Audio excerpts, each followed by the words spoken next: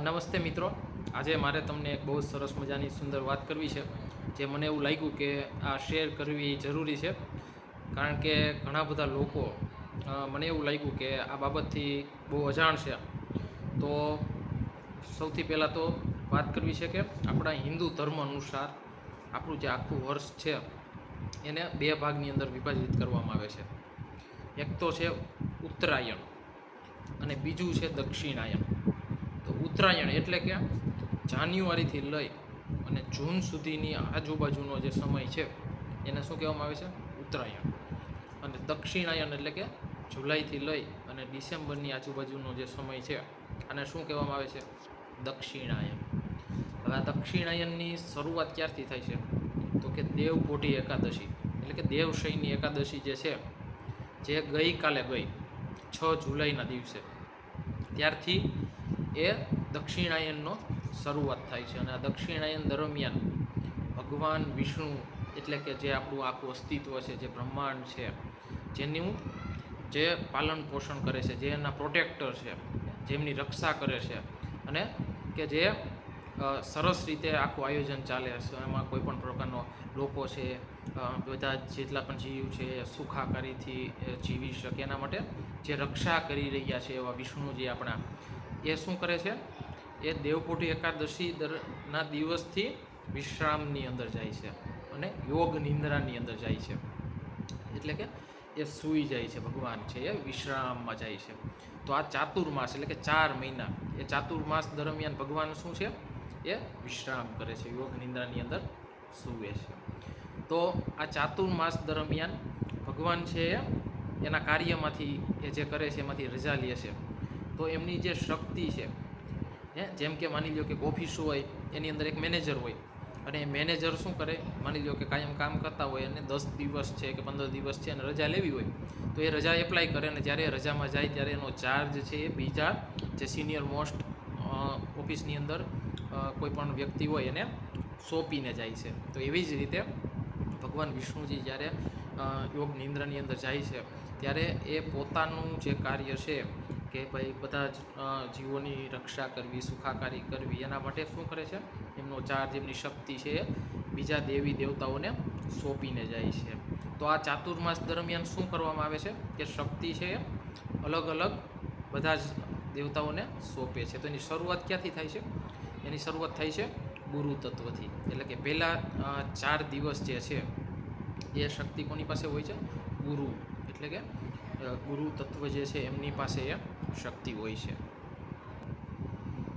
ત્યારબાદ એ ગુરુ પૂર્ણિમાથી લઈ અને પછીનો 1 મહિનો જે છે એ શંકર ભગવાન પાસે, શિવજી સાક્ષાત છે એમની પાસે એ શક્તિ હોય છે, અને એને આપણે શ્રાવણ માસ તરીકે ઉજવીએ છીએ.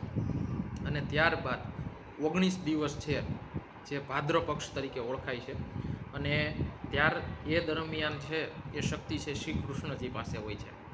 અને ત્યાર પછીના 10 દિવસ એ શક્તિ કોની પાસે હોય છે? ગણેશજી પાસે હોય છે, અને ગણેશ ચતુર્થી તરીકે આપણે જેને ઉજવીએ છીએ. એના પછીના 16 દિવસ આ શક્તિ છે પિતૃદેવ પાસે હોય છે, અને પિતૃપક્ષ એટલે કે પિતૃ આપણા જે દેવ છે એમની પાસે એ શક્તિ હોય છે. એના પછીના 10 દિવસ એ છે મા દુર્ગા, એમની પાસે એ શક્તિ હોય છે, અને નવરાત્રિ દરમિયાન આપણે એમની ઉપાસના કરીએ છીએ, આરાધના કરીએ છીએ શક્તિની, પૂજાપાઠ કરીએ છીએ બધા જ. પછી એના પછીનો 1 મહિનો છે એટલે કે આપણે જે દિવાળીની આજુબાજુનો સમય છે, આ સમય છે એ દરમિયાન લક્ષ્મીજી અને કુબેરદેવ એમની પાસે આ શક્તિ હોય છે. તો આ ચાતુર્માસ દરમિયાન આ જે દક્ષિણાયનનો જે સમય છે એના દરમિયાન શું કરવું જોઈએ? તો કે એ દરમિયાન ભગવાન વિષ્ણુજી એ સાક્ષાત જ્યારે વિશ્રામની અંદર જતા હોય, તો આપણે પણ શું કરવું જોઈએ? આપણે જનરલી શું કરતા હોઈએ જીવનની અંદર? સતત કાર્યશીલ રહેતા હોઈએ છે કે ભાઈ મારે આ કરી લેવું છે, આ અચીવ કરી લેવું છે, આ પામી લેવું છે, અહીંયા સુધી પહોંચી જવું છે. તો આ પીરિયડની દરમિયાન આપણી જે બહારની એક્ટિવિટી છે, બહારની જેટલી પણ ગતિવિધિ છે, એને થોડોક સમય માટે શું કરવું જોઈએ? વિશ્રામ, પોઝ આપવો જોઈએ.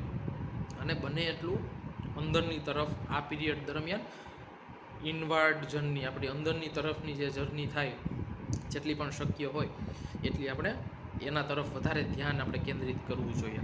તો તમે આ પીરિયડ દરમિયાન જેટલું વધારેમાં વધારે શક્ય હોય એટલું પૂજાપાઠ કરો, વધારે આધ્યાત્મિક જીવન જીવો. જો તમે કોઈ પણ પ્રકારની સાધના કરતા હોય તો આ પીરિયડ દરમિયાન ખાસ વધારે ઇમ્પોર્ટન્સ એને આપવું જોઈએ, સેવા કરવી જોઈએ. અથવા તો તમે મને કાર્ટોફ્લિંગનો કોર્સ કરેલો હોય તો સુદર્શન ક્રિયા છે રેગ્યુલર કરો. આપણું જે સહજ સમાધિ ધ્યાન છે એ બહુ જ ઇમ્પોર્ટન્ટ છે.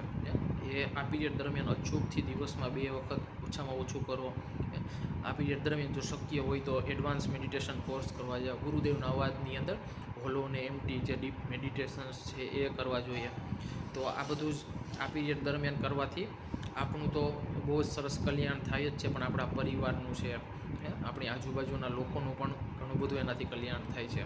તો આ બહુ જ જરૂરી છે. અને બહુ બધા લોકો મને એવું લાગ્યું કે આ બાબતથી ખૂબ અજાણ છે, એટલે આ વિડીયો બનાવવો મને જરૂરી લાગ્યો. થોડીક વિડીયોની ક્વોલિટી બની શકે કે તમને લો લાગી હોય, પણ આ જે ઇન્ફોર્મેશન છે એ મોસ્ટ ઇમ્પોર્ટન્ટ છે. અને મને પણ આટલું બધું ડિટેલની અંદર આ વસ્તુ નહોતો ખ્યાલ, પણ આજે મને સરસ એક મારા સામે વાંચવામાં આવ્યું અને બહુ સરસ ડિટેલની અંદર વધારે મને ખ્યાલ આવ્યો. એટલે મને પણ જાણીને બહુ આનંદ થયો કે આપણું સનાતન ધર્મ છે, હિન્દુ ધર્મ છે, કેટલું રીચ છે, કેટલું મહાન છે, કે એની અંદર કેટલું વર્ણન છે અને બધું જ એની અંદર આવી જાય છે. આખું સરસ રીતે જીવન જીવવા માટેનું જેટલું પણ છે તો એ બધું જ એની અંદર આપેલું છે. જો આપણે એને ફોલો કરીએ આપણા ધર્મને, તો એ આપણને બહુ જ સારું જીવન જીવવામાં મદદરૂપ થાય છે. તો બને એટલો આ વિડીયોને શેર કરજો. અને મારું નામ છે પિનાક વિરાડિયા અને હું આર્ટ ઓફ લિવિંગ ટીચર છું. અને તમારો બધાનો બસ આ વિડીયો શેર કરી અને મને બહુ જ આનંદ થાય છે. જય ગુરુદેવ, જય શ્રી કૃષ્ણ, હર હર મહાદેવ.